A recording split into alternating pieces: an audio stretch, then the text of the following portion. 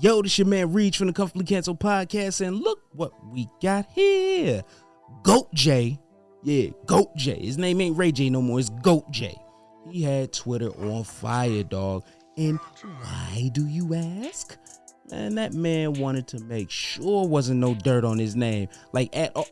Excuse me. Please. If y'all don't mind, let's run that like button up, yo. Let's run that like button up and let's run them subscribes up. Now, again, he wanted to make sure it wasn't no dirt on his name. Since, in Kim K first episode on her Hulu show, she suggested Ray J might have pulled a sleepy slip in and had a brown eye dip in. Confused? You confused about what that means? She suggested homie might have made a second tape and had some anal hanky panky while she was asleep, which is a hell of an accusation, especially in this day and age where the internet doesn't let court do its thing and get real results. They just crucify you, especially if you're a man being accused of committing some type of wrongdoing against a woman. And she played it in a sneaky way too, basically saying, I'm 99.9% sure he didn't. But if he did make another sex tape, then that's what will be on it. Then even came behind that statement with saying, and I quote, it's completely illegal. No. Then says to her lawyer or her attack dog, scare the shit out of this guy.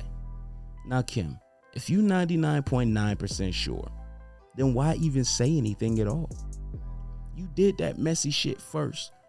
Like, come on, man. For views and ratings, you know what you doing. You figured since you up, you could throw the nigga who helped make you the brand that you are today under the bus. But fear not. Because Ray Seats, which Twitter took to calling him, came with everything needed to judo flip that narrative right on his Botox injected, tummy tucked, booty shot having neck. He jumped out and threatened the defamation suit, which, to keep it 100, which is what most people do when they really telling the truth. But he said there are other tapes, one filmed in Cabo and one filmed in Santa Barbara. And guess what? Guess what, y'all? Big Mama Jenna, Kris Hefner, saw the motherfuckers. Nah, let me clarify, because I shouldn't have said saw. She watched and chose which one was better to distribute on like some Vivid Entertainment. Let's see which one better shit. Like, nah, her arch better in this one. But the money shot on tape 3 is just to die for, darling. But let me stop, yo. Now, you know that Mama Jenna denied the allegations, saying she ain't had nothing to do with the video.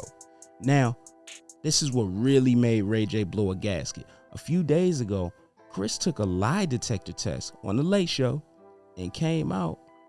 The results came out that she was telling the quote unquote truth when it came to her putting everything together. But we know those aren't admissible in court because of how unreliable they are at detecting actual lies.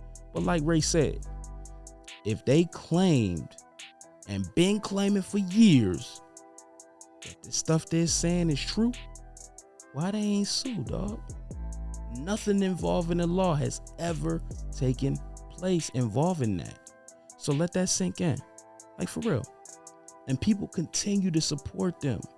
A family built on shit and continues to spin and eat up or attempt to eat up anything in their path so long as it can or does help level them up.